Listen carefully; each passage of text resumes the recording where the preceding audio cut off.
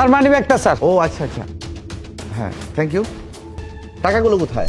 কি কোন স্যার, আমি তো মানি ব্যাগ খুলি নাই স্যার। আর মানি ব্যাগে আমার টাকা ছিল, টাকা ছাড়া কি আমি বের হই নাকি মিস নিপা? স্যার টাকা কি পাচ্ছেন না? অনেকগুলো টাকা ছিল আমার। আমি গরিব হইতে পারি কিন্তু আমি চোর না ম্যাডাম। তোদের মতো ছোট লোকদেরকে আমি ভালো করেই চিনি। এই চাদর টাদর খোল খোল খোল এগুলো।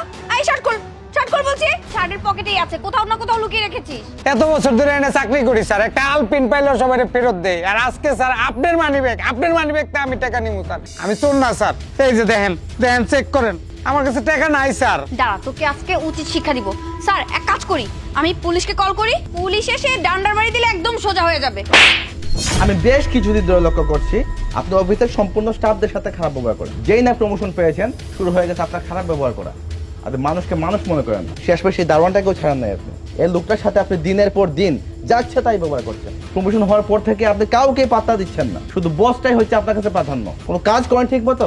প্রত্যেকটা কাজে আপনার ভুল। আর চাকরি তো ওর যাবে না, চাকরি যাবে আপনার। আপনি প্রমোশন পাওয়ার পর থেকে অফিসে সবার সাথে খারাপ ব্যবহার করছেন, কোনো স্টাফকে আপনি মানুষ মনে করছেন না। শেষ পরে দারোয়ানটাকেও ছাড়ছেন না আপনি, ওর সাথে দিনের পর দিন যাচ্ছে তাই ব্যবহার করছেন। শুনেন, এই মানিব্যাগের ভেতরে কোনো টাকাই ছিল না।